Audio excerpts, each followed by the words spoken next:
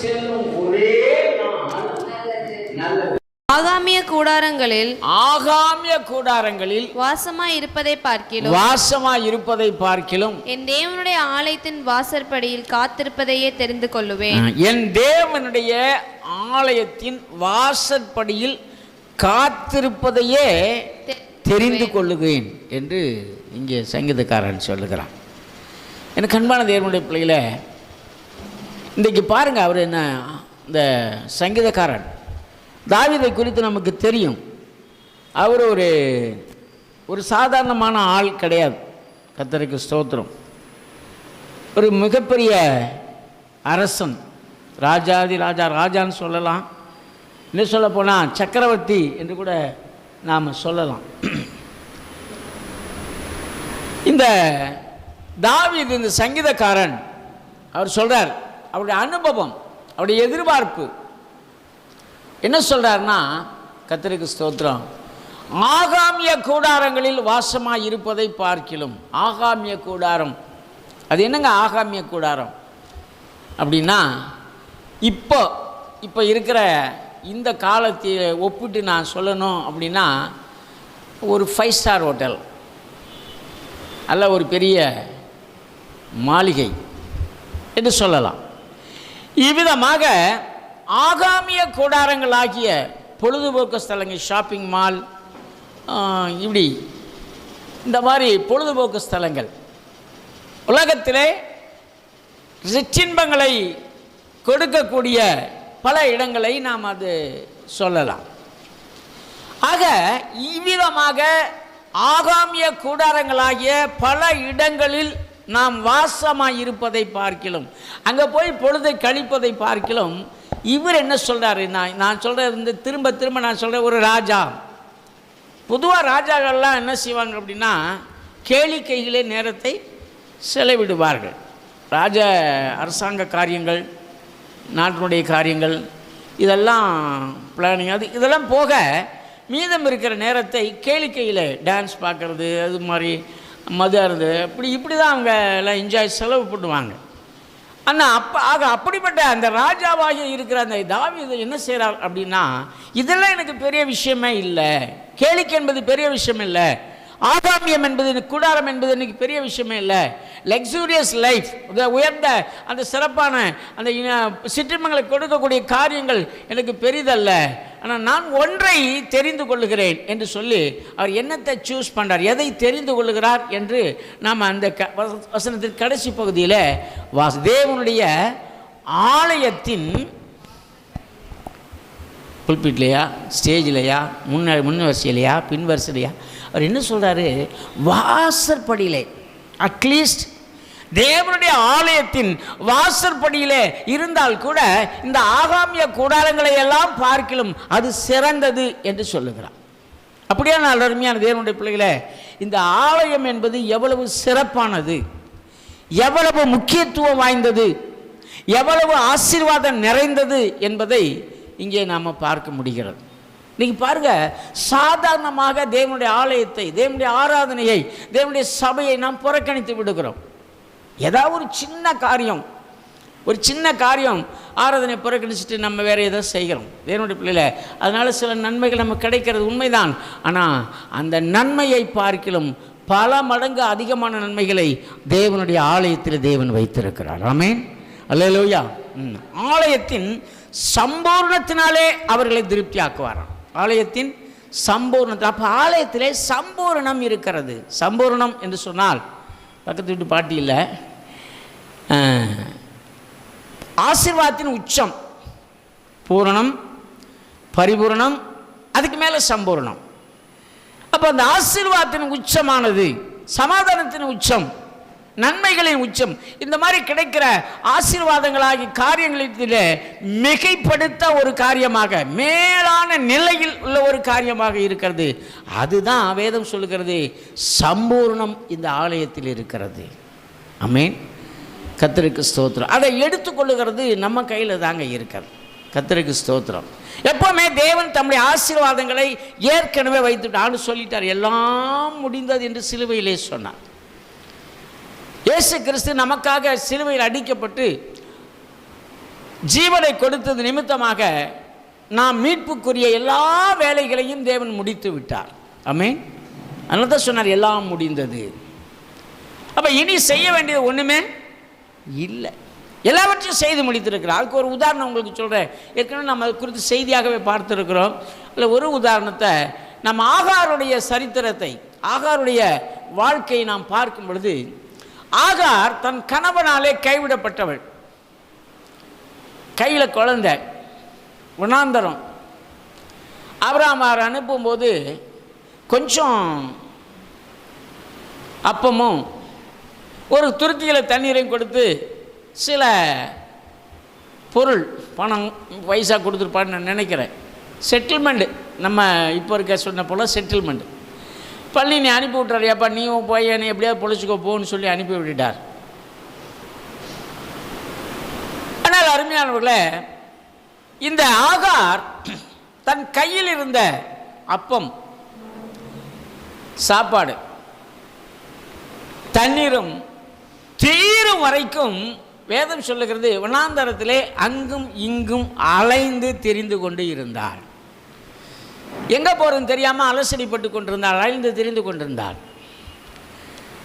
கையில் இருந்த அப்பம் தீர்ந்து விட்டது, தண்ணீரும் தீர்ந்து போச்சு.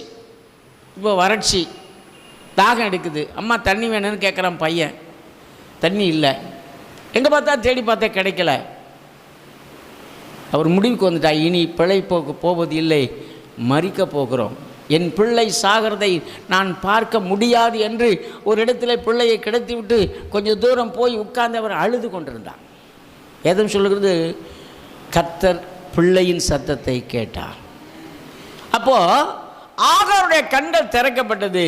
அவள் ஒரு நீரூற்றை கண்டு என்று போடப்பட்டிருக்கார். கண்டு, ஏற்கனவே நீரூற்றங்க இருந்துச்சு, ஆனால் அதை ஆகாரால் பார்க்க முடியும். ஏற்கனவே அதை பார்த்துருந்தாக்க இவங்க ஏன் அழப்போகிறாங்க, ஏன் வந்து பரிதாபப்பட போறியா, அந்த மாதிரி அலைஞ்சு தெரிஞ்சு சாக போகிறவங்க நிலைமைக்கு போகிறார். அப்போ அந்த நீரூற்றுடைய கண்களுக்கு தெரியவில்லை. காரணம், அவருடைய கண்கள் மறைக்கப்பட்டிருந்தது. எனக்கு அன்பான தேவனுடைய பிள்ளையில, இன்றைக்கு அநேகருடைய கண்கள் தேவன் கொடுக்கிற ஆசீர்வாதங்களை, தேவன் நமக்காக ஏற்படுத்தி வைத்திருக்கிற உச்சதமான ஆசீர்வாதங்களை, ஆலயத்தில் உள்ள சம்பூர்ணம் என்று சொல்லக்கூடிய மேன்மையான ஆசீர்வாதங்களை நாம் பார்க்க கூடாதபடி பிசாசானவன் அவருடைய கண்களை குருடாக்கி போட்டான் என்று வேதம் சொல்லுகிறார். அப்போ நமக்கெல்லாம் கண் தெரியலையா அப்படின்னா தெரியுது.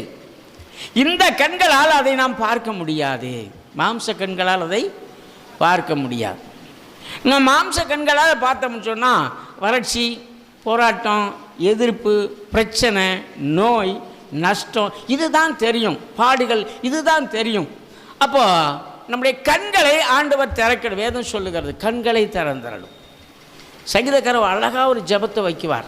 ஆண்டவரே, உங்களுடைய வேதத்தின் அதிசயங்களை, மகத்துவங்களை அறிந்து கொள்ளும்படி என் கண்களை திறந்தரலும். இப்போ ஆண்டவர் ஒரு மனிதனுடைய கண்ணை திறக்கணும். அந்த கண் ஆவிக்குரிய கண். அது திறந்துட்டா போதும், கர்த்தர் நமக்கு வைத்திருக்கிற ஆசீர்வாதங்களை நாம் பார்க்க முடியும். அதுக்கப்புறம் போனாங்க, நல்ல தேவையானது குடித்தாங்க, துருத்தி நிறைய நிரப்புனாங்க, பையனுக்கு கொடுத்தாங்க, சந்தோஷமாக அந்த இடத்துலேருந்து கடந்து போனார்கள். அன்பான தேவனுடைய பிள்ளைகளை, இந்த காலை வேளையில் நாம் அறிந்து கொள்ள வேண்டும், கர்த்தர் நமக்காக எல்லாவற்றையும் செய்து முடித்து விட்டார். நம்ம போகிறதுக்கு முன்னாடி அதை தெரிஞ்சுக்கணும், அதை கண்டுபிடிக்கணும்.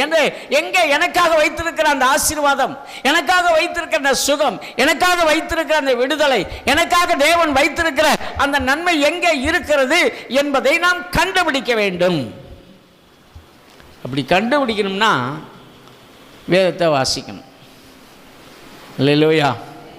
ஐயா எனக்கு வாசிக்க தெரியாது, வாசிக்க சொல்லி கேளுங்க. அதுவும் சூழ்நிலை இல்லை. ஆலயத்துக்கு வரும்போது கவனமாக தேவனுடைய வார்த்தையை கேளுங்கள், கர்த்தர் அதிலே உங்களுக்கு அற்புதங்களை செய்வார். எனக்கு அருமையானவர்களே, அப்போ தேவனுடைய ஆசீர்வாதம் நமக்கு இருக்கிறது, எல்லாமே இருக்கிறது. இனிமே ஒன்றுமே அவர் பண்ண போறல. இனி அவர் இனி நாம் அதை அடையாளம் கண்டு அதை சுதந்திரித்து கொள்ள வேண்டும், சுதந்திரித்து கொள்ள வேண்டும். நாம் இஸ்ரவேலருடைய லைஃப், அந்த வாழ்க்கையை கூட நம்ம பார்க்குறோம். கானான் தேசத்தை தேவன் முன்குறித்து அதில் இருந்த ராஜாக்களை எல்லாம் துரத்தி விட்டு இஸ்ரவேலுக்கு அந்த தேசத்தை கொடுத்தார். ஏற்கனவே அவங்க போக வேண்டிய தேசத்தை அவர் அங்கே ஏற்படுத்தி வைத்து விட்டார். அதே போல அருமையானவர்களே, நாம் அடைய வேண்டிய, பெற்றுக்கொள்ள வேண்டிய, அனுபவிக்க வேண்டிய சகல ஆசீர்வாதங்களையும் தேவன் ஏற்கனவே அவர் அமைத்து வைத்திருக்கிறார். இல்லையா கூட சொல்ற பாரு, ஏற்கனவே வைத்திருக்கிறார். இனிதாங்க அப்படியெல்லாம் கிடையவே கிடையாது. நாம் அதை கண்டுபிடிக்க வேண்டும். கண்டுபிடித்து அதை சுதந்தரித்து கொள்ள வேண்டும். அல்லேலூயா. இப்படி சுதந்திரிக்க போகும்போது சில போராட்டங்கள் வரும். நமக்கு தெரியும்ல, சும்மா போனோடனே அப்படியே டபான்னு எடுத்துக்க முடியாது. வேதத்தில் வாசிக்கிறோம், பெர்சியாவின் அதிபதி என்னோடு கூட போகிற தானியேல் சொல்கிறார். தானியேலோட புத்தகத்தில் நம்ம வாசிக்கிறோம், தேவ தூதன் சொல்கிறாரு, பெர்சியாவின் அதிபதி என்னோடு கூட போராடினான், அவனோடு யுத்தம் பண்ணான், மிகாவேலனுக்கு உதவி செய்தால் யுத்தம் பண்ணி அவனை மேற்கொண்டு பிறகுதான் நான் வந்தேன்னு சொல்லி தானியேலுக்கிட்ட சொல்கிறத நம்ம பார்க்குறோம்.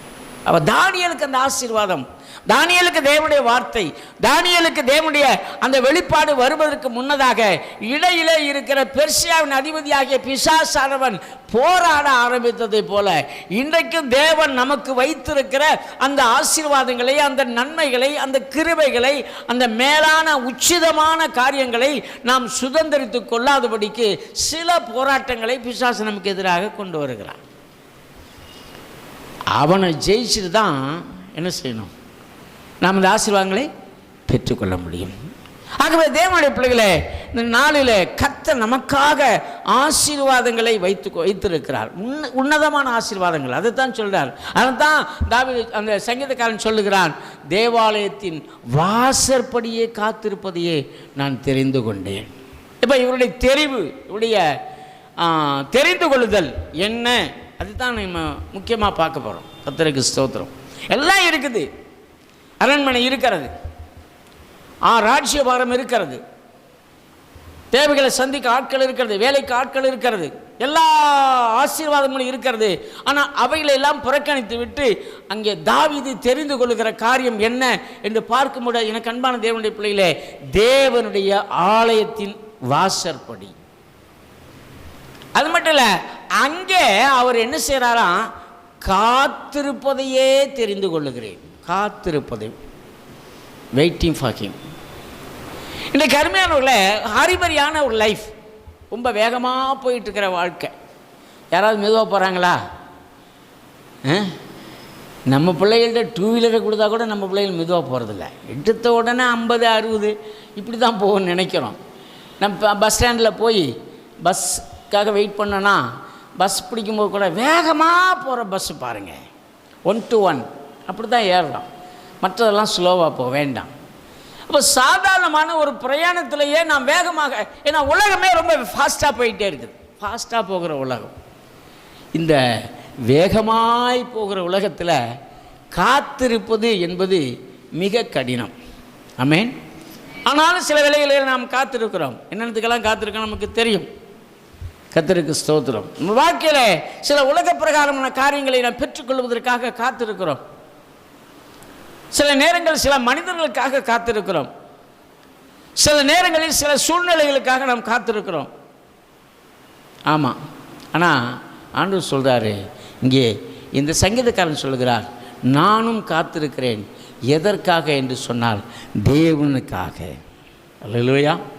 அப்போ ஆண்டவருடைய சமூகத்திலே நாம் காத்திருக்க பழகி கொள்ள வேண்டும். ஜெபிக்கிறோம், எவ்வளோ நேரம் ஜெபிக்கிறோன்னு கேட்டால் நம்ம சொல்லுவோம், ஐயா நான் 1 மணி நேரம் ஜெபிக்கிறேன், 2 மணி நேரம் ஜெபிக்கிற சமயத்தில் அதுக்கு மேலே ஜெபிக்கிறவர்கள் இருக்கிறீர்கள், உங்களுக்காக தேவனை ஸ்தோத்திரிக்கிறேன். சிலர் 1/2 மணி நேரம், 1/4 மணி நேரம், சிலர் ஆத்திரம் தோத்திரம்.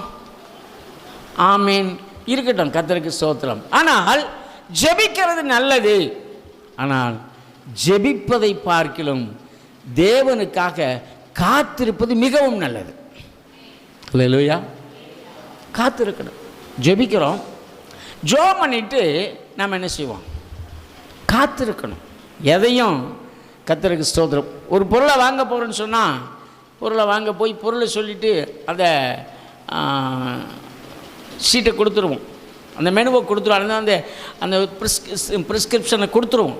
கொடுத்துட்டு அது நமக்கு திருப்பி கொண்டு வந்து கொடுக்குற வரைக்கும் என்ன செய்வோம்? வெயிட் பண்ணுவோம். 5 நிமிஷம் 10 நிமிஷம், சமயத்தில் லேட் ஆகும், சில நேரத்தில் இன்னும் கொஞ்சம் லேட் ஆகும். இப்போ வெயிட் பண்ணுவோம். அப்போ அருமையான தேவனுடைய பிள்ளைகளை பெற்றுக்கொள்வதற்கு நாம் காத்திருக்க வேண்டும் என்பதுதான் இயல்பான வழியாக ப்ராசஸாக இருக்கிறது. அதே போல் ஆண்டவரிடத்திலே நாம் சில காரியங்களுக்காக ஜெபிக்கிறோம், நன்மைகளுக்காக ஜெபிக்கிறோம். ஜெபம் பண்ணிட்டு நம்ம பாட்டி எந்திரிச்சு போயிட்டோம்னா அந்த ஜெபத்துக்கான பதில் எங்கே வரும்? இருக்கணும்ல, பதில் கொண்டு வரும்போது அங்கே ஆள் இருக்கணும்ல. அப்போ என்ன செய்யணுமா? ஜெபித்து விட்டு அதனுடைய ரிசல்ட்டுக்காக நாம் காத்திருக்கணும். அல்லேலூயா. கர்த்தருக்காக நான் பொறுமையுடன் காத்திரு. வசனத்தை இன்னொரு வசனத்தை கூட நீங்கள் வாசிங்களேன். 25ஆம் அதிகாரம் சங்கீதம் 25 20ஆம் வசனமும் 21ஆம் வசனம் வாசிப்போம். என் ஆத்துமாவை காப்பாற்றி என்னை விடுவியும், நான் வெட்கப்பட்டு போகாதபடி செய்யும் உம்மை நம்பி இருக்கிறேன். உத்தமமும் நேர்மையும் என்னை காக்க கடவது. நான் உமக்கு காத்திருக்கிறேன். உம்மை நம்பி இருக்கிறேன், உமக்கு காத்திருக்கிறேன். அப்போ நான் அங்கே இந்த சங்கீதத்தில் என்ன சொல்கிறேன்னா, உம்மை நம்பி இருக்கிறேன், உம்முடைய சமூகத்திலே காத்திருக்கிறேன். அப்படின்னா நம்பிக்கையோடு காத்திருக்கிறேன். Praise the Lord. அல்லேலூயா. ஆமாம், நம்ம ஜெபம் பண்ணுறோம். ஜெபம் பண்ணுறத அந்த ஜெபத்துக்கான பதிலை கர்த்தர் நமக்கு கொடுப்பார் என்ற நம்பிக்கையோடு ஆண்டவரே அதான் சொல்கிறார். நீங்கள் ஜெபிக்கும்போது, ஜெபம் பண்ணும்போது நீ எதை கேட்கிறீர்களோ அதை பெற்றுக்கொண்டோம் என்று விசுவாசியுங்கள். சும்மா விசுவாசம் இல்லாமல் ஜெபம் பண்ணாது. ஆனால் கொடுத்தா கொடுங்க, கொடுக்காட்டி அப்படியெல்லாம் நம்ம பண்ண முடியாது, பண்ணக்கூடாது. கொடுப்பார், என்ன சொன்னால் கொடுத்தார், கொடுத்து விட்டார் என்று நாம் விசுவாசிக்க வேண்டும் என்று வேதம் நமக்கு சொல்லுகிறது. இங்கே தான் சங்கீதக்காரன் சொன்ன நம்பிக்கையோடு காத்திருக்கிறேன். அல்லேலூயா. எவ்வளோ பெரிய காரியமாக இருந்தால் அது மனுஷனால் கூடாதவைகளாக இருக்கட்டும். வேதம் சொல்லுது, மனுஷனால் கூடாதவைகள் தேவனாலே கூடும், மருத்துவர்களால் கூடாது தேவனாலே கூடும், மனுஷர்களால், முதலாளிகளால், பணக்காரர்களால், வேறு செல்வந்தர்களால், வேறு யார் மந்திரவாதிகளாலும் கூடாத காரியங்கள் என் தேவனாலே கூடும் என்று வேதத்தில் வாசிக்கிறோம். இந்த காலை நேரத்தில் அன்பான தேவனுடைய பிள்ளைகளே, நம்பிக்கையோடு ஆண்டவருடைய சமூகத்தில் காத்திருக்கும்போது அந்த ஆசீர்வாதங்களை நாம் பெற்றுக்கொள்ள முடியும். அது மட்டுமல்ல, சங்கீதம் 5ஆம் அதிகாரத்தில் 2ஆம் வசனம் 3ஆம் வசனம் வாசிங்க. நான் உம்மிடத்தில் விண்ணப்பம் பண்ணுவேன், என் ராஜாவே, என் தேவனே, என் வேண்டுதலின் சத்தத்தை கேட்டருளும். கர்த்தாவே, காலையிலே என் சத்தத்தை கேட்டருளுவீர். காலையிலே உமக்கு நேரே வந்து ஆயத்தமாகி காத்திருப்பேன். காலையிலே என் சத்தத்தை கேட்டருள்வீர். ஆக எப்போ தேவ சமூகத்தில் கேட்கலாம் அப்படிங்கன்னா, காலையில் ஆண்டோட சமூகத்தில் கேட்பது மிகவும் நன்மை. அது மட்டும் இல்லை, அது தொடர்ந்து சொல்கிறாரு, காலையில் எழுந்து ஆயத்தமாகி உம்முடைய சமூகத்தில் காத்திருக்கிறேன். தேவ சமூகத்தில் காத்திருக்கிற அந்த நேரம் அதுதான் நம்மை வாழ்க்கையை வளப்படுத்தும். தேவ சமூகத்தில் காத்திருக்கிற அந்த நேரம் அதுதான் நம்முடைய தேவைகளை சந்திக்கும். தேவ சமூகத்திலே காத்திருக்கிற அந்த நேரம் இருக்கிறதே, அதுதான் நம்முடைய குடும்பத்தை கட்டி எழுப்பும், வேலையை, தொழிலை, வேலை காரியங்களை கட்டி எழுப்பும். பிரியமான தேவனுடைய பிள்ளைகளே, அப்போ ஆண்டவரை சமூகத்தில் ஜெபிக்கிறது நல்லது தான். ஜெபம் பண்ணிட்டு வேகமாக ஜெபம் பண்ணிட்டு டைம் அப்படி இல்லை. நீங்கள் ஜெபம் பண்ணிட்டு கொஞ்சம் நேரம் தேவ சமூகத்தில் காத்திருந்து ஒப்பு கொடுங்க. அப்பொழுது நம்முடைய இருதயத்திலே ஒரு பீஸ்ஃபுல், ஒரு சமாதானம் கிடைக்கிறதை நம்ம பார்க்க முடியும், விசுவாசம் உண்டாகிறதை பார்க்க முடியும், தேவைகளை சந்திக்கப்பட்டதை போல ஒரு உணர்வு உண்டாவதை நாம் பார்க்க முடியும். ஆனால் அதை தொடர்ந்து நாம் ஆண்டவர் சமூகத்தில் காத்திருக்க பழகிக்கொள்வோம் என்று சொன்னால், ஏற்ற காலத்தில் அதை நம்ம அடிக்கோடிட்டுக்கொள்ள, ஏற்ற காலத்தில் எதற்காக நாம் ஜெபித்தோமோ அதை எல்லாம் பெற்றுக்கொள்வோம். Praise the Lord. அல்லேலூயா. அதனால தான் தான் சொல்றாரு, ஆண்டவருடைய சமூகத்திலே நாம் காத்திருக்க வேண்டும், அதை நான் தெரிந்து கொள்ளுவேன் என்று சொல்லுகிறார். தெரிந்து கொள்ள சூஸ் பண்ணிக்குவேன், அதை தெரிந்து கொள்ளுவேன். ஏதோ ஒரு கட்டாயப்படுத்தி அது இல்லை, இவரே விரும்பி அதை தெரிந்து கொள்ளுகிறார்.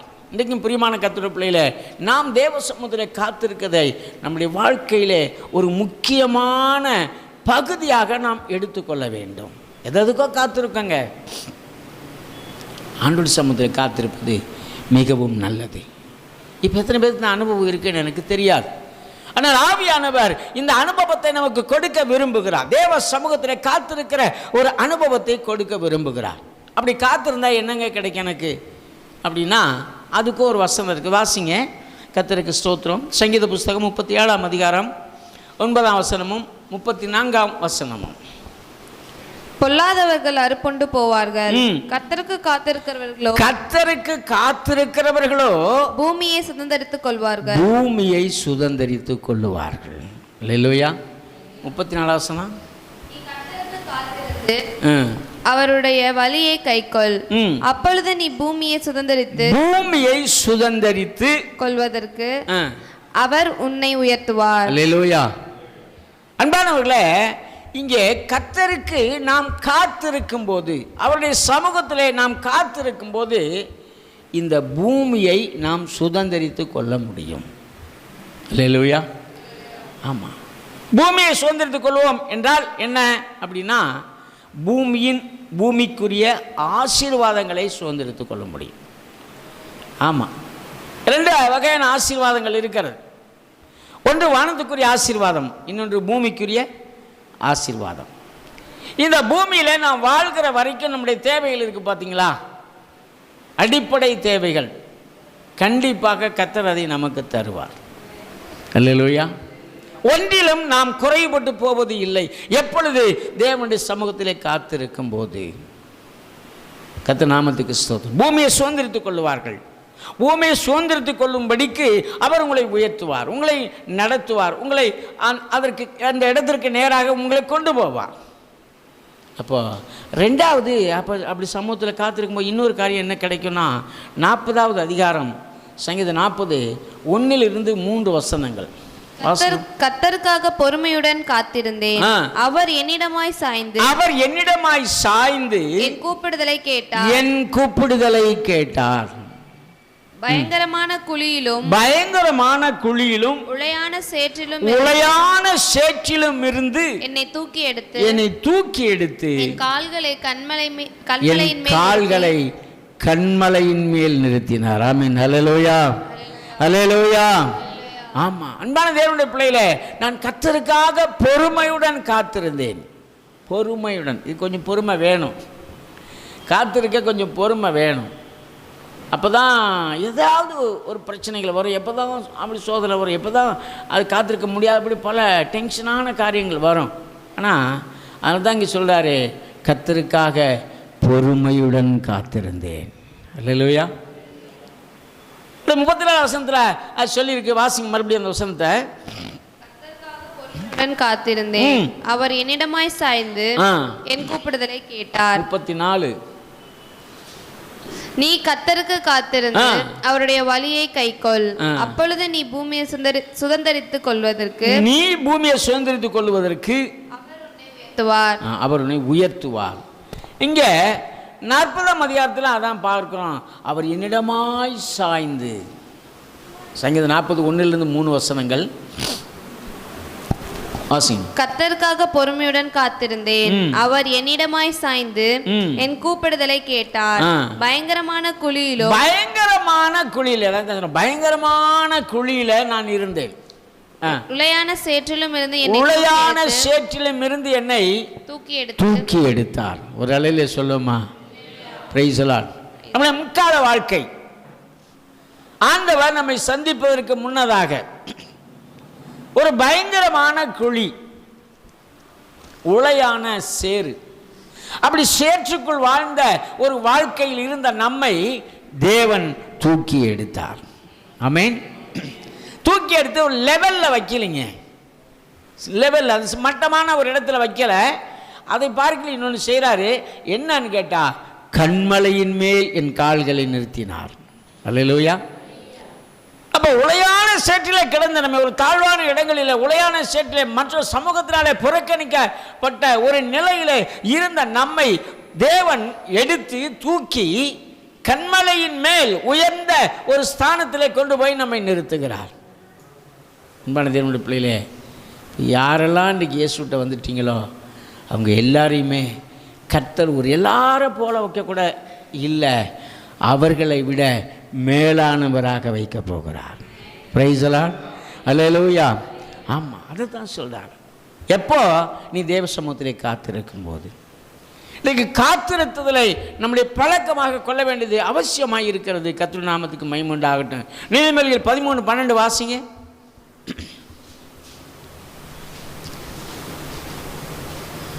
நீதிமொழிகள் 13:12 நெடுங்காலமாய் காத்திருத்தல் இருதயத்தை இளைக்க பண்ணும். விரும்பினது வரும்போதோ ஜீவ விருட்சம் போல் இருக்கும். ஆமென்.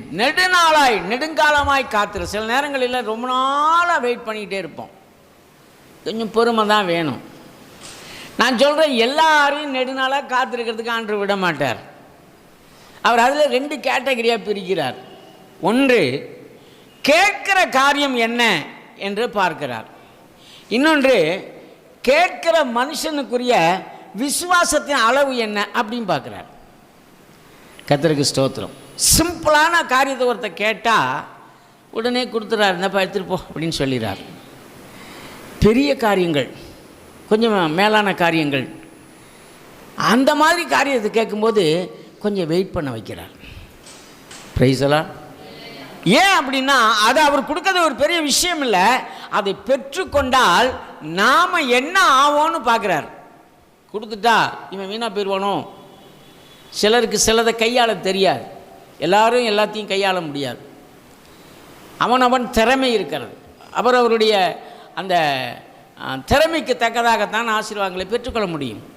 அப்போ சில நேரங்களிலே சில ஆசீர்வாதங்களை நாம் கையாள தெரியாமல் நாமும் வீணாக போய் ஆசீர்வாதம் வீணாக போயிடக்கூடாது என்பதற்காக சில தகுதி, சில அனுபவங்களை நாம் பெற வேண்டும் என்பது சில தாமதிப்பார். இன்னொரு பக்கம் விசுவாச அளவை பார்ப்பார். ஒருத்தனுக்கு கொஞ்சம் விசுவாசம் இருந்துச்சுன்னா இது கொடுக்கலன்னா அவன் வீணாக போயிடுவான், அல்லது பின்மாறி போயிடுவான், அல்லது ஏதோ ஒன்று நஷ்டமாயிரும்னு தெரிஞ்சால் உடனே கொடுத்துருவார். எப்பா இந்த பிள்ளைக்கு தான் போ. நம்ம வீட்டில் கூட அப்படி தானே, அடம் பண்ணுற பிள்ளைகள் இருக்குது. கொடுக்கலன்னா ரொம்ப அடம் பிடிச்சி அழுகிற பிள்ளைங்கன்னா, எப்பா அவன்கிட்ட ரொம்ப வச்சுக்கப்பா, கொடுத்துனுப்பா, போட்டோம், கொடுத்து விட்ருவோம். சில பிள்ளை கொஞ்சம் பொறுமையாக இருக்கும், சொன்னால் கேட்டுக்கும். அந்த பிள்ளைகளை கொஞ்சம் வெயிட் பண்ணும். ஆனால் அவசரமாக கொடுக்குற பிள்ளைகளுக்கு கொஞ்சம் தான் கொடுக்க முடியுது. காத்திருக்கிற பிள்ளைகளுக்கு நேர்த்தியானதை, அதிகமானதை நம்மளால் கொடுக்க முடியும். அல்லேலூயா. அப்போ சில நேரத்தில் நமக்கு விசுவாசம் பெருசாக இருக்குது, நம்மளுடைய விசுவாசத்தை சோதிக்கிற ஆண்டவர் கனெக்ட் பண்ணார். ஓ, இவன் என்ன கொடுத்தாலும் தாங்குவான், என்ன நடந்தாலும் இவன் வேணும் ஒன்றுமே பண்ண முடியாது. யோபு அதனால தான் சொல்லிட்டார், ஆண்டவர் விசுவாசம் கத்திர விட்டுதோ, நீ போய் பாரியா, உன்னால் என்ன முடியுமோ அவன்கிட்ட நீ செஞ்சுப்பார். நீ என்ன பண்ணாலும் விசுவாசத்திலிருந்து அவன் விலகி போகவே மாட்டான். அந்த நம்பிக்கை ஆண்டவருக்கு இருந்துச்சு, அதனால தான் ஒப்பு கொடுத்தார். அதே போல் கடைசி வரைக்கும் என்ன செய்யலை, யோபு விலகவே இல்லை. நன்மையை பெற்றுக்கொண்ட நாம் தீமையை ஏன் பெற்றுக்கொள்ளக்கூடாது? ஏன் தேவனிடத்தில் நன்மையை பெற்றுக்கொள்கிறோம், ஏதாவது ஒரு சின்ன பலவீனங்களில் தீமைகள் வந்துருச்சுன்னு சொன்னால் உடனே முறுமுறுக்க ஆரம்பிச்சிடும். ஆனால் யோபு அப்படி இல்லை, பொறுமையாக இருந்தார்.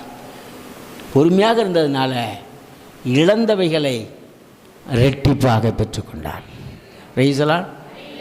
கருமையானவர்களே, அப்போ ஆண்டவர் சமூகத்தில் காத்திருக்க ஆபிரகாம் 25 வருஷம் காத்திருந்தாருங்க. கர்த்தருக்கு ஸ்தோத்திரம். கிடைத்தது மிகப்பெரிய ஆசீர்வாதம்.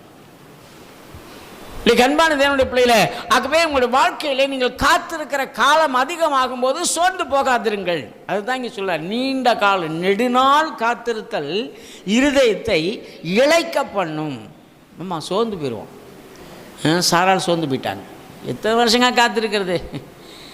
நானும் காத்திருந்து பார்த்துட்டேன். என் கற்பம் செத்து போச்சு, எனக்கு வயசாகிடுச்சு, என் வீட்டுக்காருக்கு வயசாகிடுச்சு, இனி நம்முடைய குடும்பத்தில் ஒரு சந்ததி உருவாகிறதுக்கு கூடாத கரு சோர்ந்து போயிட்டாங்க. நெடுநாள் காத்திருத்தல் இருதயத்தை இளைக்க பண்ணும்.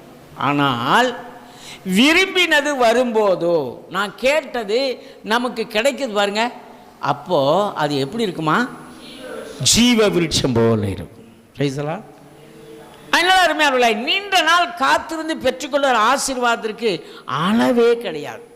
அது ஒரு மேன்மையான ஒரு அனுபவம். ஆகவே இன்னைக்கு விசுவாச அளவின்படி தான் அந்த டைம் ஃப்ரேம் இருக்கிறது. கர்த்தருக்கு ஸ்தோத்திரம். சில நேரங்களில் சில ஆசீர்வாதங்கள் கிடைக்கவே இல்லை, லேட் ஆகுது. நானும் ஜோம் பண்ணிகிட்டே இருக்கேன், கிடைக்கல அப்படின்னு சொல்லி நீங்கள் யோசிக்கிறீங்களா? கவலைப்படாதீங்க, கர்த்தருடைய விசுவாசத்தை கனப்படுத்தி கொண்டிருக்கிறார். உங்களுக்கு நிறைய விசுவாசம் இருக்குன்னா அவர் கண்டுபிடிச்சிருக்கிறாரு. என் பிள்ளை பயங்கர விசுவாசத்தில் என்றைக்கு நிலைத்திருக்கிறார். அதனால் எப்போவுமே சோர்ந்து போகாத அப்படின்னு சொல்லி நமக்காக ஆசீர்வாதங்களை சேர்த்துக்கிட்டே இருக்கிறார். ஏற்ற வேளையில் அதை தருவார். எப்படி என்று சொன்னால், நான் கேட்கறதற்கும் நாம் யோசிக்கிறதற்கும் அதிகமாக நமக்கு தருவார். ஆமென் சொல்லுங்கள். அல்லேலூயா. ஆமாம். அதனால் காத்திருந்து பெற்றுக்கொள்வது மிகப்பெரிய அனுபவம்.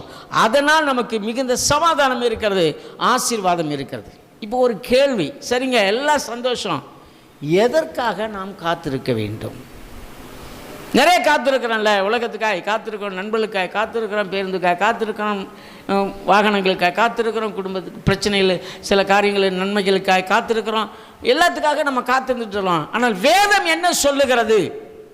ஆண்டவர் எதற்காக நீ காத்திருக்க வேண்டும் என்று விரும்புகிறார் என்று சொல்லி ஒரு சில வசனங்களை மாத்திரம் பார்த்துட்டு நம்ம ஜெபிக்க போகிறோம். கர்த்தருக்கு ஸ்தோத்திரம்.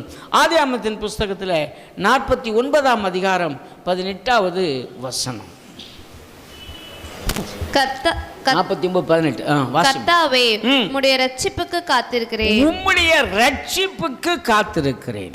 உம்முடைய ரட்சிப்புக்கு காத்திருக்க. அப்ப முதல் வார்த்தை, நாம் காத்திருக்க வேண்டும் என்று தேவன் விரும்புகிற முதல் காரியம் ரட்சிப்பு. அல்லேலூயா. இது என்ன பூங்க? நிறைய பூ பார்த்துருக்கோம்ல. இந்த ரட்சிப்பு அதுதாங்க ஆண்டவர் நமக்கு தந்திருக்கிற மிகப்பெரிய கொடை. அல்லேலூயா. அவர் சொல்றார், இலவசமாக கிருபையினாலே விசுவாசத்தை கொண்டு இலவசமாக அந்த ரட்சிப்பை பெற்றிருக்கிறீர்கள். அது உங்களால் உண்டானது அல்ல, தேவனுடைய. அப்போ இந்த ரட்சிப்பு என்று சொல்லுவது நமக்கு தேவன் கொடுத்திருக்க மிகப்பெரிய கொடை. தகுதி பார்த்து அவர் கொடுக்கல. இவன் ரொம்ப நல்ல மனுஷன் அதனால் அவனை ரட்சிக்கணும் இல்லை, இவன் ரொம்ப பக்திமான் அதனால் அவனை ரட்சிக்கணும் இல்லை, இவன் பெரிய பணக்காரன் அதனால் ரட்சிக்கணும் இல்லை, இவன் ரொம்ப வயசான ஆள் அதனால் இல்லை. அன்பானவர்களே, தமக்கு சித்தமானவன் என்ன சொல்ல போனா, யார் மிகுந்த தாழ்மையிலே அல்லது பாவியாக இருக்கிறார்களோ அவர்களை தேவன் ரட்சிக்கிறார். அல்லேலூயா. நிறைய உதாரணங்களை நான் சொல்லிகிட்டே போகலாம். 12 வருஷம் பெரும்பாட்டுள்ள ஸ்திரீ, விபச்சாரத்திலே கையோ பிடிக்கப்பட்ட ஒரு சகோதரி கர்த்தர் ரட்சித்தார். இப்படி யாரெல்லாம் தாழ்மை நிலையிலே, புறக்கணிக்கப்பட்ட நிலையிலே, தள்ளப்பட்ட நிலையிலே, விடுவிக்க கூடாத நிலையில் இருக்கிறார்களோ அவர்களை எல்லாம் தேவன் ரட்சிக்கிறார். ஆமென். அதனால தான் சொல்றார், புழுதியிலிருந்து, குப்பையிலிருந்து, ஒரு ஆழமான இடத்துல இருந்து, சேற்றிலிருந்து நம்மை தூக்கி எடுத்து கண்மலையின் மேலே லெவல்லேருந்து ஒரு மனுஷன் தூக்கி கொண்டு வந்து செய்யலாம்ல. அப்படி செஞ்சுட்டா பெருசு ஒன்றுமே கிடையாது.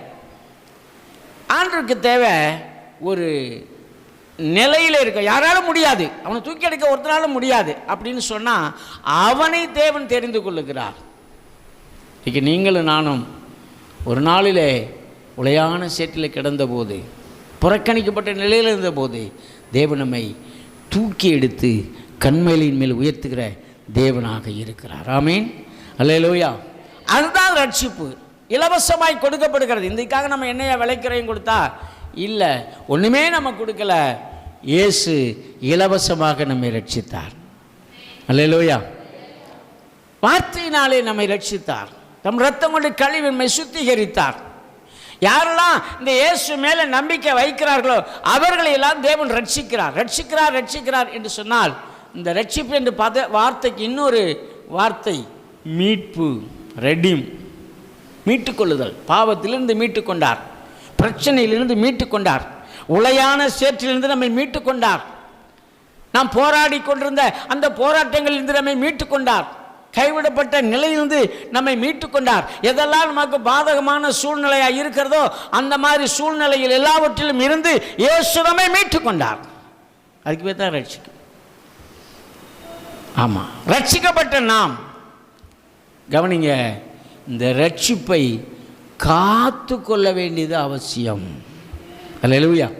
சிலருக்கு இலவசமாக கிடைச்சதுனால என்ன செய்யலை, மேன்மை தெரியல. பாருங்கள், நமக்குன்னு இலவசம் கொடுப்பாங்க நிறையா. அந்த இலவசமாக அதுக்கு பெருசாக கண்டுக்க மாட்டோம். ஏன்னா நமக்கு அதுக்கான காசை கொடுக்கலல்ல. போப்பா ஃப்ரீயாக தானே வந்துச்சு விடு அப்படின்னு. இன்றைக்கி அப்படி தான் போயிடுது. இலவசமாய் பெற்றதுனால இந்த ரட்சிப்போட மேன்மை தெரியல. கர்த்தருக்கு ஸ்தோத்திரம். ஆனால் நமக்கு அது இலவசமாய் கொடுக்கப்பட்டது உண்மைதான். ஆனால் இந்த ரட்சிப்பை நமக்கு கொடுப்பதற்கு இயேசு விலைக்கரையும் கொடுத்திருக்கிறார். ஒரு பர்த்டே வருது, நம்ம அன்பு நாளை கொண்டு போய் கிஃப்டெல்லாம் கொடுக்குறோம். சில விலை உயர்ந்த கிஃப்ட் கொடுப்போம், சிலர் விலை குறைவான கிஃப்ட், அவங்களோட தகுதிக்கு தகுந்த மாதிரி சூழ்நிலைக்கு தகுந்த மாதிரி கிஃப்ட் கொடுப்போம். எப்படி ஒரு கிஃப்டை நாம் அவர்களுக்கு கொடுத்தாலும் விலை உயர்ந்த கிஃப்டை வேணால் அவங்க கொஞ்சம் பாதுகாப்பாக வச்சுக்குவாங்க. விலை குறைந்த கிஃப்டை அப்படி தூரமாக போட்டுருக்கிறத கூட நம்ம பார்க்க முடியும். அந்த நபருக்கு, அந்த விழா நாயகருக்கு, யார் பிறந்தநாளோ அல்லது யார் பர்த்டேயோ அவங்களுக்கு அது இலவசமாய் கொடுக்கப்படுகிறது. ஆனால் கொடுக்குறவங்க இருக்காங்க பாருங்கள், அதை அவங்க போய் காசு கொடுத்து தான் வாங்கிட்டு வராங்க. அதை போல் நமக்கு ரட்சிப்பு இலவசமாய் கொடுக்கப்பட்டது. ஆனால் அந்த ரட்சிப்பை இயேசு பெற்றுக்கொள்வதற்கு, நமக்கு கொடுப்பதற்கு அவர் கொடுத்த விலை கிரயம் இருக்குது பாருங்கள், அது தன்னுடைய சொந்த இரத்தமும் ஜீவனும். தான் உயிரை கொடுத்து நம்மை ரட்சித்திருக்கிறார், ஜீவனை கொடுத்து ரட்சித்திருக்கிறார், விலையேறப்பட்ட இரத்தத்தை சிந்தி நம்மை ரட்சித்திருக்கிறார். அதனால் அருமையான தேவனுடைய பிள்ளைகளை, இந்த ரட்சிப்பு விலையேற பெற்றது. இது ரொம்ப பொக்கிஷத்தை போல நம்ம பாதுகாத்து கொள்ளும். ஒருவன் எதை இழந்தாலும் ரட்சிப்பை இழந்து விட கூடாது. அல்லேலூயா. அவர் சொல்கிறார், இந்த ரட்சிப்பை இழந்துட்டேன்னா மறுபடியும் பெற்றுக்கொள்வது கூடாத காரியம் அப்படிங்கிறார். ஆகவே பிரியமானவர்களே, அப்போ முதலாவது அந்த ரட்சிப்புக்காக நாம் காத்திருக்கணுங்க. எப்போ நிறைவேறும் இந்த ரட்சிப்பு? எப்போ நிறைவேறும்? ரட்சிப்பு என்பது எப்படி அப்படின்னு வந்துடுதா அப்படின்னா இல்லை. அது ஒரு நீண்ட நாள் ப்ராசஸ், நீண்ட கால செயல்பாடு. ஆண்டவர்கிட்ட வந்துட்டீங்க, வந்தோடனே உங்களோட பாவ காரியங்கள் எல்லாவற்றிலும் இயேசு நம்மை கழுவி சுத்திகரித்து வச்சிருக்கிறாரு. இந்த ரட்சிப்பை நாம் காத்து கொள்ள வேண்டும். இந்த காத்து கொள்ளுகிறதுக்கு சில காரியங்கள் நாம் செய்யணும். விலை கரையங்களுக்கு கொடுக்க வேண்டிய சூழ்நிலை இருக்கும். எது வரைக்கும்னா முடிவு பரியந்தும் நிலைத்திருப்பவனே இந்த ரட்சிப்பை பற்றுக்கொள்வான். அப்போ தான் அந்த ரட்சிப்பு நிறைவேறும். அதனால தான் பவுல் சொல்கிறாரு, உங்கள் ரட்சிப்பு நிறைவேறுவதற்கு நீங்கள் பிரயாசப்படுங்கள். ரெண்டு காரியம் நடக்கும்போது தான் அந்த ரட்சிப்பு நிறைவேறும். ஒன்று, ஆண்டவராகிய இயேசு கிறிஸ்து வரப்போகிறார். அந்த வருகை முந்திக் கொள்ளுமானால் அந்த வருகை வரை நாம் காத்திருக்க வேண்டும். அதற்கு பிறகு இரண்டாவதாக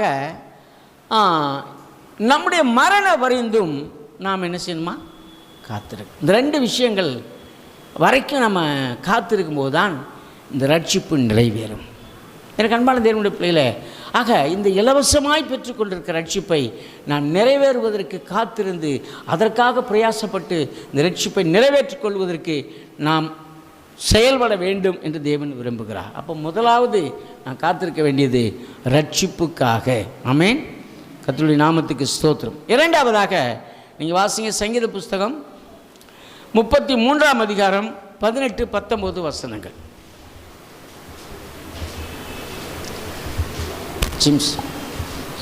தமக்கு பயந்து தமது கிருபைக்கு காத்திருக்கிறவர்களின் ஆத்மாக்களை மரணத்திற்கு விலக்கி விடுவிக்கவும் பஞ்சத்தில் அவர்களை உயிரோடே காக்கவும் கர்த்தருடைய கண் அவர்கள் மேல் நோக்கமாய் இருக்கிறது. அல்லேலூயா. மறுபடியும் வாசிமா. தமக்கு பயந்து தமது கிருபைக்கு காத்திருக்கிறவர்கள் மேல் காத்திருக்கிறவர்களின் ஆத்துமாக்களை மரணத்திற்கு விலக்கி விடுவிக்கவும் பஞ்சத்தில் அவர்களை உயிரோடே காக்கவும் கர்த்தருடைய கண் அவர்கள் மேல் நோக்கமாய் இருக்கிறது. இரண்டாவது இங்க காரியம் என்னன்னு சொன்னா, தம்முடைய கிருபைக்கு காத்திருக்க வேண்டும். ஆண்டுடைய கிருபைக்கு காத்திருக்கணும். அது என்னங்க கிருபை? கிருபை என்று சொன்னால் தேவன் மேல் வைத்திருக்கிற இரக்கம். அது கர்த்தருக்கு ஸ்தோத்திரம். அது தகுதி இல்லாத கொடுக்கப்படுகிற ஒரு நன்மை. தகுதி இல்லாமல் செய்யப்படுகிற ஒரு நன்மை இருக்கு பாருங்க, அதுக்கு பேர் தான் கிருபை. அது இலவசமாகத்தான் நம்ம கொடுக்கப்படுகிறது. மேன்மையாக காரியங்களை நம்முடைய வாழ்க்கையில் இது கொண்டு வருகிறது. இந்த கிருபை தான் எல்லாவற்றையும் ஆண்டவரிடத்திலிருந்து நம்ம பெற்றுக்கொள்ளுகிற ஒரு கருவியாக இருக்கிறது. நோவாவுக்கு கர்த்தருடைய கண்களிலே கிருபை கிடைத்தது. அப்பொழுது அவனும் அவன் வீட்டாரும் ரட்சிக்கப்பட்டார்கள் என்று வேதம் சொல்லுகிறது. அப்போ அந்த கிருபை அதுதான் நாம் ரட்சிக்கப்படுவதற்கோ அல்லது நேயமிடத்திலிருந்து நாம் அன்பை பெற்றுக்கொள்வதற்கு ஒரு காரணியாக இருக்கிறது. இந்த கிருபையை நான் பெறுவதற்கு தகுதியெல்லாம் கிடையாது. அவர் யாருக்கு கொடுக்க சித்தமாக இருக்கிறார் அவங்களுக்கு இந்த கிருபை என்ன செய்வார்? கொடுத்துருவார். நம்முடைய வாழ்க்கையில் நான் இருக்கிறது எல்லாமே தேவனுடைய கிருபை. Price the Lord. நான் நிற்பதும் நிர்மூலமாகாது நினைக்கிறேன். அல்லேலூயா.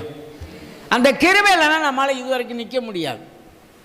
ஆகவே அருமையான தேவனுடைய பிள்ளைகளே, தேவன் மேல் வைத்திருக்கிற அன்பின் வெளிப்பாடு தான் இந்த கிருபை. இந்த கிருபையை பெற்றுக்கொள்ள நாம் ஆண்டு சமூகத்தில் என்ன செய்யணுமா? காத்திருக்கணும். அல்லேலூயா. ஆமாம், ஆண்டவரே கிருபை தான். இந்த கிருபையில் ஒரு போர்ஷன், ஒரு பகுதி தான் வல்லமை வரங்கள். பரிசுத்த ஆவியானவர் வல்லமை, பரிசுத்த ஆவியானவர் கொடுக்கிற வரங்கள், அது கிருபை வரங்கள் என்று சொல்லுவார்கள். கிருபையினாலே அது நமக்கு கொடுக்கப்படுகிறது. வரங்களை தேவன் கொடுக்க விருப்பம் உள்ளவராக இருக்கிறார். நீங்கள் எல்லாரும் வரங்களை பெற்றுக்கொள்ள வேண்டும் என்று தேவன் விரும்புகிறார்.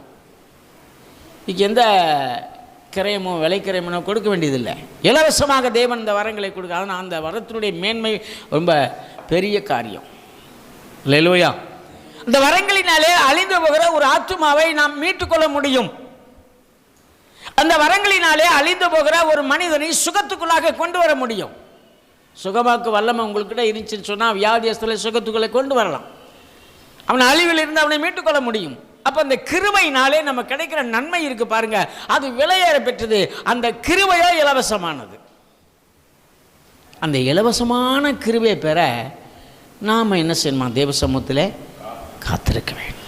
அல்லேலூயா. எவ்வளோ நேரம் காத்து தெரியாது, காத்திருங்க. பெற்றுக்கொள்ளும் வரை காத்திருங்கள். பெற்றுக்கொள்ளும் வரைக்கு சில நாட்கள் காத்திருக்கலாம், சில மாதங்கள் காத்திருக்கலாம், இன்னும் சில வருஷங்கள் கூட காத்திருக்கலாம். காத்திருங்கள், காத்திருங்கள். காத்திருக்க காத்திருக்க காத்திருக்க நமக்கு கொடுக்கப்படுகிற கிருபை இருக்குது பாருங்கள், அது மிக பெரிதாக இருக்கும். Praise the Lord. அல்லேலூயா.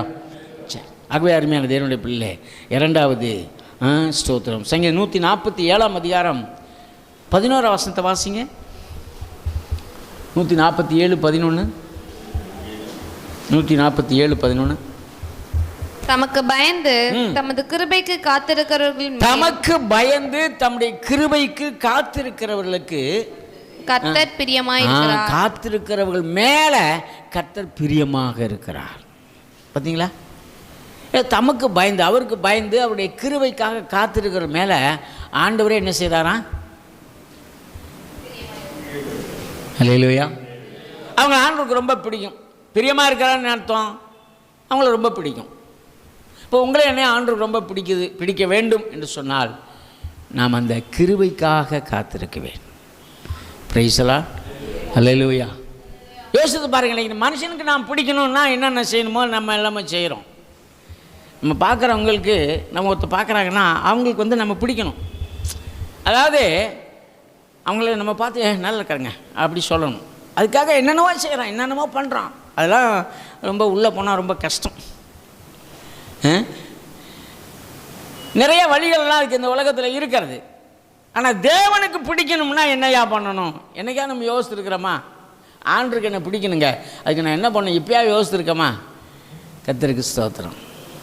நம்ம அதை விரும்புறதில்லை. அதை பார்க்கிலும் மனிதர்களுக்கு பிடிக்க வேண்டும் என்று நாம் விரும்புகிறோம்.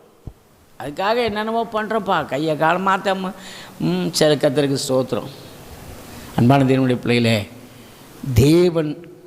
தேவனுக்கு இஷ்டமாய் தேவனுக்கு பிரியமாய் இருக்க வேண்டும் என்று சொன்னால் ஆண்டவருடைய சமூகத்திலே நாம் காத்திருக்கிறவர்களாக இருக்கணும். தமக்கு பிரியமானவர்களுக்கு கர்த்தருக்கு ஸ்தோத்திரம், தேவன் என்ன செய்கிறாரா? ஆமாம், கிருபையை தருகிறார். தமக்கு பயந்து தம்முடைய கிருபைக்கு காத்திருக்கவள் மேல் தேவன் பிரியமாய் இருக்கிறார். அவங்கள தான் ரொம்ப பிடிக்கும். கிருபைக்கு காத்திருக்கவள் மேலே ஆண்டு ரொம்ப இஷ்டப்படுகிறார், ரொம்ப விருப்பப்படுகிறார். இப்போ ஆண்டோட மேலே விருப்பமாக இருக்கணும், இஷ்டப்படணும், அல்லது நான் ரொம்ப பிடித்தவனை நடந்து கொள்ளணும்னு சொன்னால் இந்த கிருபைக்காக காத்திருக்க வேண்டும். அல்லேலூயா. மூன்றாவது ஒரு விஷயத்தை சொல்லிடுங்க, வாசிங்க. ஆபகுக் தீர்க்கதரிசியின் புஸ்தகம் 2ஆம் அதிகாரம் 2-3 வசனங்கள். ஆபகுக் 2ஆம் அதிகாரம் 2ஆம் வசனம் 3ஆம் வசனம். அப்பொழுது கர்த்தர் எனக்கு பிரதியுத்தரமாக, தரிசனத்தை எழுதி அதை கடந்தோடுகிறவன் வாசிக்கும்படி பலகைகளிலே தீர்க்கமாக வரை, பலகைகள் மேல் தீர்க்கமாக வரை. குறித்த காலத்துக்கு தரிசனம் இன்னும் வைக்கப்பட்டிருக்கிறது. முடிவிலே அது விளங்கும். அது பொய் சொல்லாது. அது தாமதித்தாலும் அதற்கு காத்திரு. அது நிச்சயமாய் வரும். அது தாமதிப்பதில்லை. அல்லேலூயா. இப்ப மூன்றாவதாக இங்க ஒரு காரியத்தை நம்ம வாசிக்கிறோம்னா, வாக்கு தத்தம், தரிசனம். அங்கே தரிசனம்னு சொல்லப்படுகிறது. தரிசனம், விஷன், வெளிப்பாடு. தேவன் நம்ம கொடுத்திருக்கிற வார்த்தை. இதை என்ன செய்யணுமா? பலகையிலே தீர்க்கமாக வரை, எழுது. ஏன் எழுதணும் அப்படின்னு சொன்னா, கடந்தோடுகிறவன் அதை வாசிக்கும்படி. கவனிக்கிறீங்களா? யார் வாசிக்கணுமா? யார் கடந்தோடுகிறவன்? வழியில் போகிறவங்க இல்லை, நம்ம வீட்டுக்கு வர்றவங்க. அதனால தான் நம்ம வீட்டில் வசனத்தை என்ன செய்கிறோம்? மாட்டி வைக்கிறோம். வாக்குத்தத்த வசனங்களை வைக்கிறோம், தரிசன வசனங்களை வைக்கிறோம், விசுவாச வசனங்களை வைக்கிறோம். அன்பான கர்த்தருடைய பிள்ளைகளே, இந்த காலை வேளையில் அந்த வசனங்களை நான் வைப்பவனின் நோக்கம் வர்றவங்க வாசிக்கணும். அதனால் அவர்களுக்கு விசுவாசம் வரும். சில வியாதியோடு வருவாங்க. வியாதி சுகமாக்குற ஒரு வசனம், நான் உன்னை குணமாக்குவேன் என்ற வசனத்தை எழுதி போட்டிருந்தோம்னா, அங்கேருந்து வரும்போது பார்த்து நான் உன்னை குணமாக்குவேனா அப்படி யோசிக்க ஆரம்பிப்பாங்க.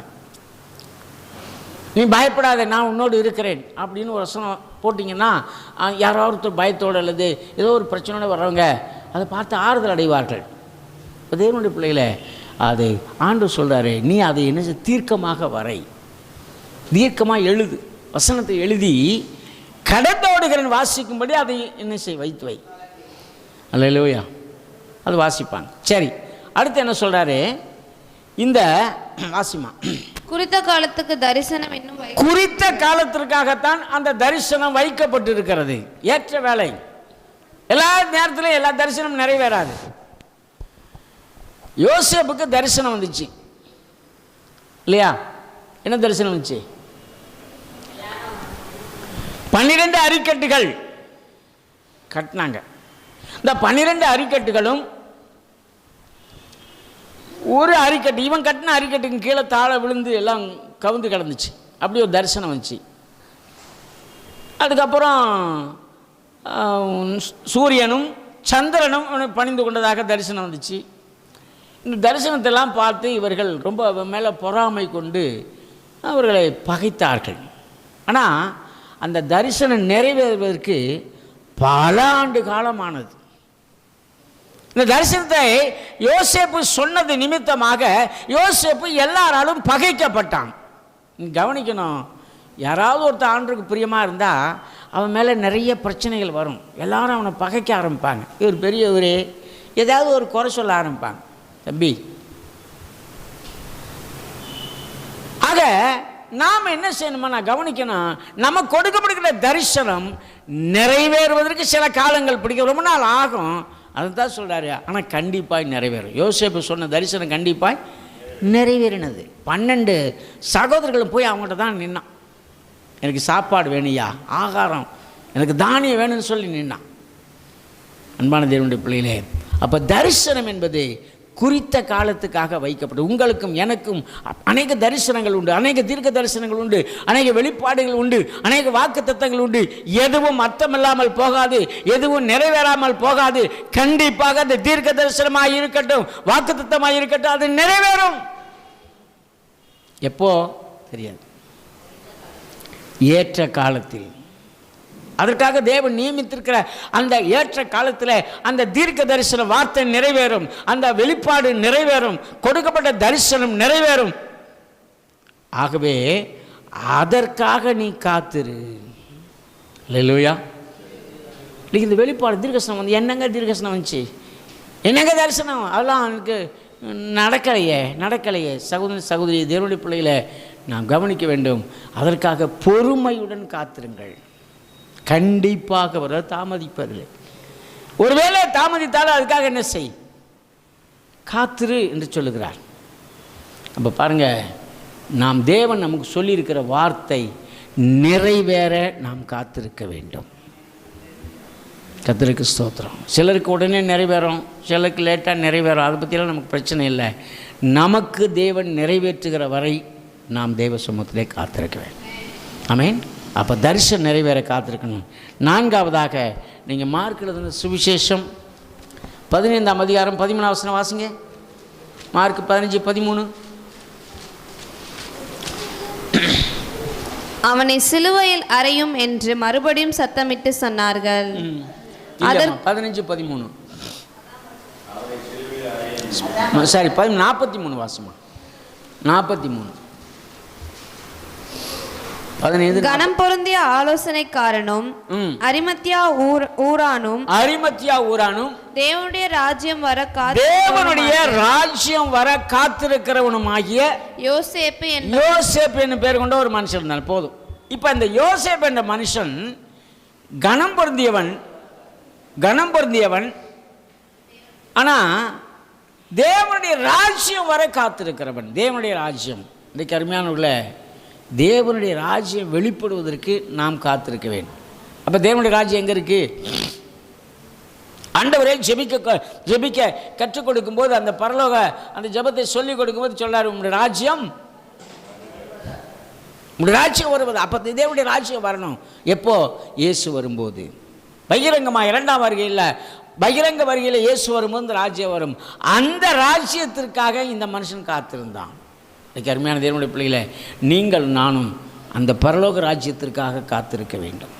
அதற்காக கிரியை செய்ய வேண்டும், அதற்கான காரியங்களை செய்ய வேண்டும், அதற்காகத்தான் இயேசுவை பின்பற்ற வேண்டும். அதுதான் பிரதானமான ஆசீர்வாதமாய் வாக்குத்தத்தமாக இருக்கிறது. நித்திய ஜீவனை தருவேன் என்பதை அவர் நமக்கு தந்த வாக்குத்தத்தம். அதனால் அருமையானவர்களே, தேவனுடைய ராஜ்யம் வர காத்திருக்கணுமா? கடைசி ஒரு வசனம், யூதா புஸ்தகம் 21ஆம் வசனம். யூதா 1:21 ஒரே அதிகாரம்னா அதில் 21ஆம் வசனம்.